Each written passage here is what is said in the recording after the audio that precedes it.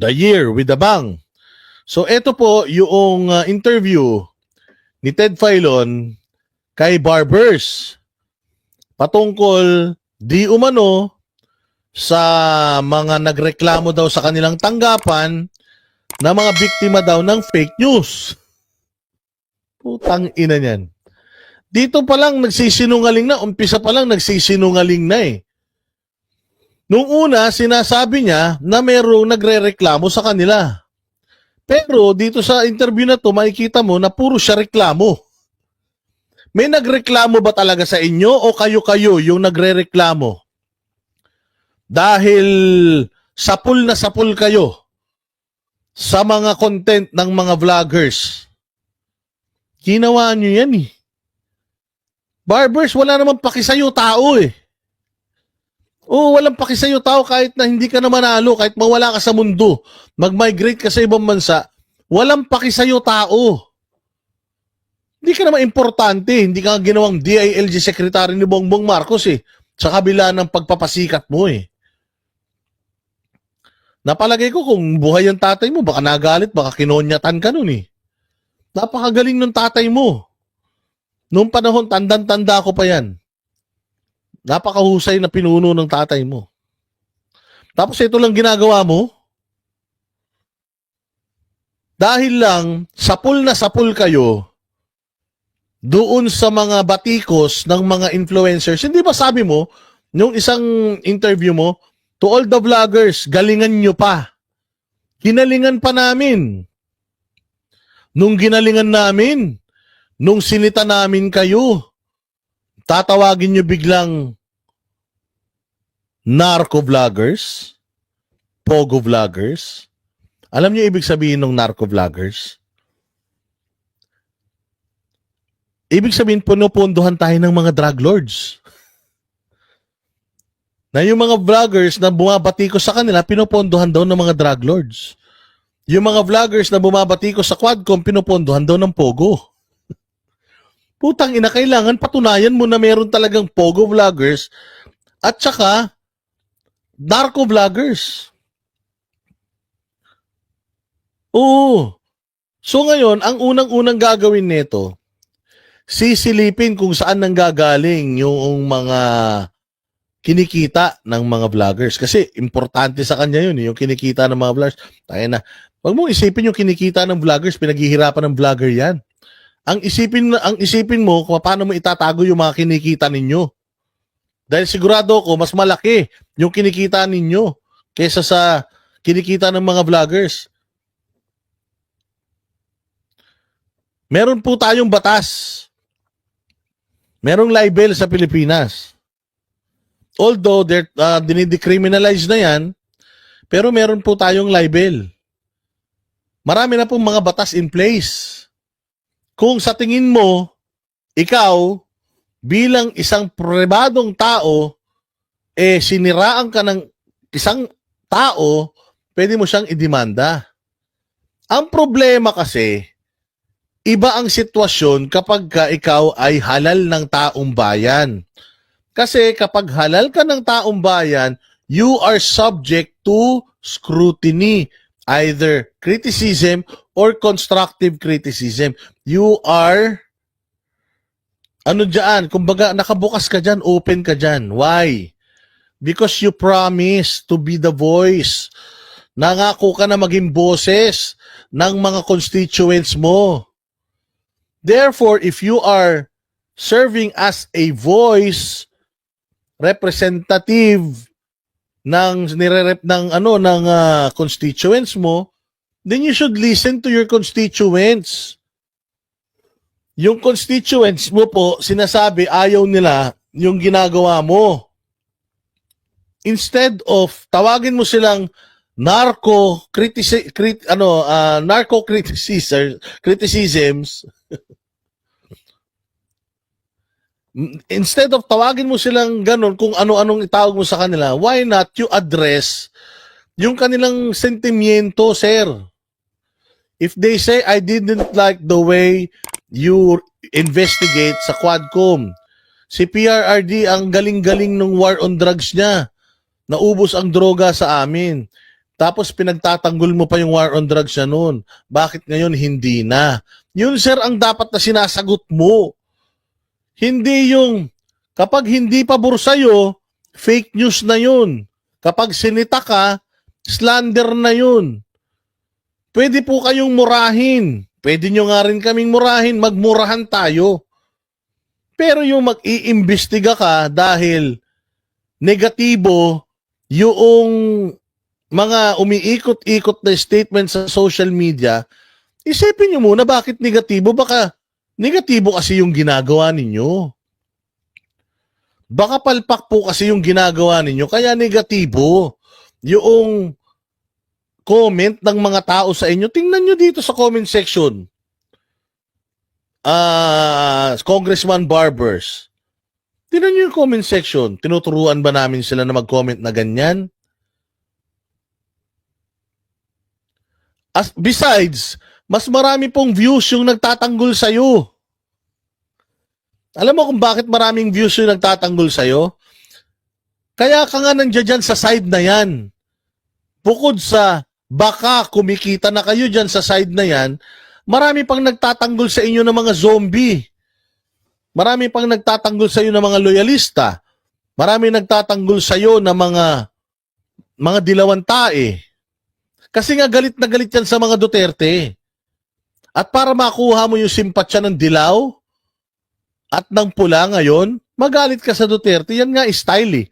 Sabi ko nga sa iyo, kung gusto ko lang ng pera, yumaman, subscriber, nag-BBM na ako. Considered na BBM side kayo, sir eh. So definitely, kung maraming mga nagbututuligsa sa inyo, marami ring mga nagtatanggol sa iyo. Yun lang ang problema. Bobo yung mga nagtatanggol sa iyo at ang tatalino ng mga nagkikriticize sa iyo. Nandiyan si Banat Bay. Nandiyan sila Trixie Cruz Angeles, sila MJ Kiambao. Nandiyan sila Sas Rogando Sasot. Nandiyan sila Crisette Chu. Yan yung mga ang tatalino ng mga yan. Tio Moreno, kapag ka naglagay yan ng kanilang mga post sa social media, with matching evidence. O tinan nyo ngayon yung ebidensya na si Erwin Tulfo, hindi nandugas ng kanyang citizenship sa Amerika. Dapat bilang isang congressman, tuligsain mo yan. Mantakin mo, isa sa hanay ninyo, mandurugas. Tangina, pag sinabi namin na puros kayo mga kriminal dyan, magagalit ka. Nandiyan si Franz Castro na convicted child abuser.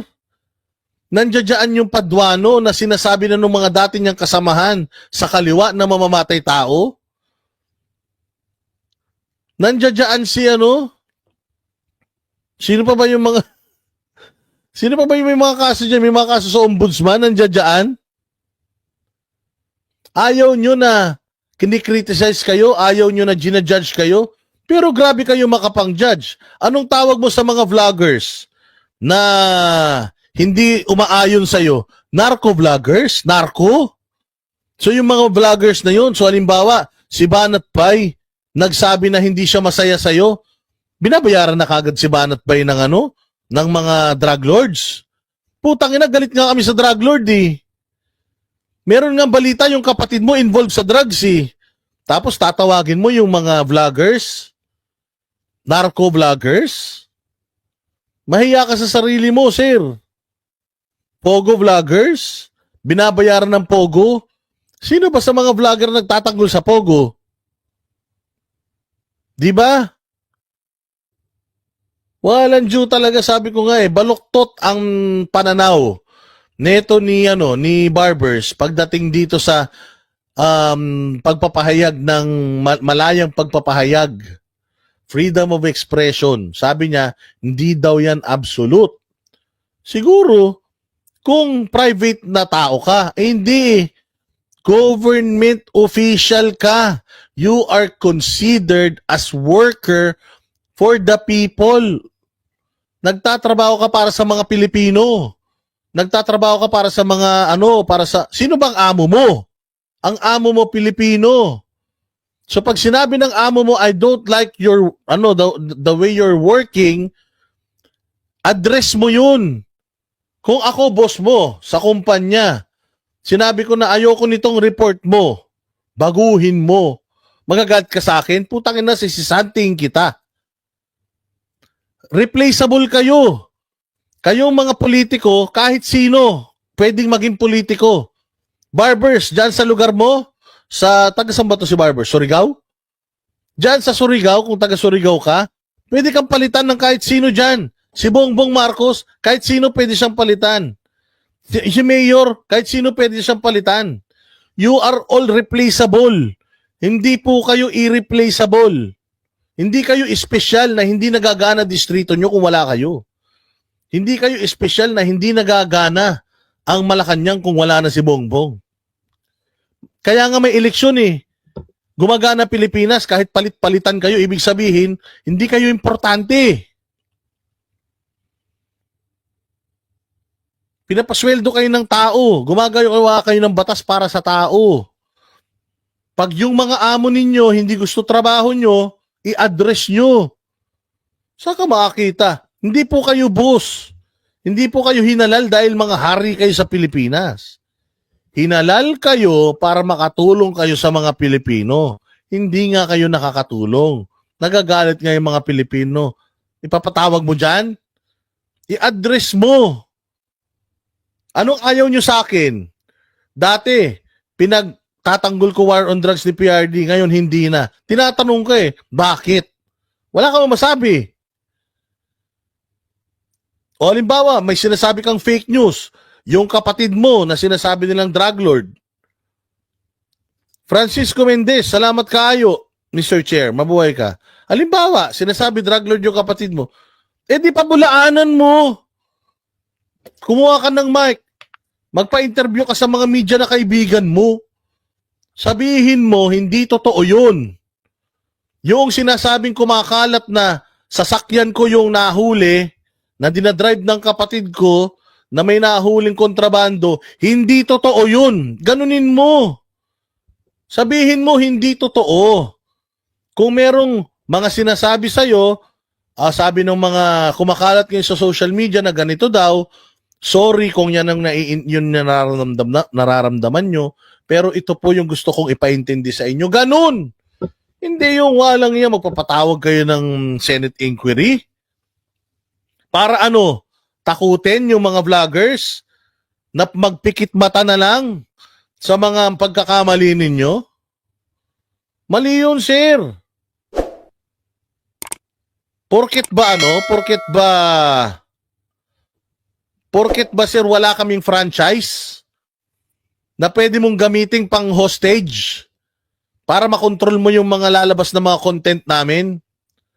Baka naman sa susunod niyan, lahat ng vlogger gusto nyo iparehistro na din. Baka yan yung batas na susunod na gusto nyo gawin. Lahat ng vlogger, political vloggers, kailangan rehistrado na sa gobyerno. Hindi na sila pwedeng mag-political vlog kapag hindi rehistrado. Tangina, mali yun. Baka yun ay susunod na gusto nyo ipagawa.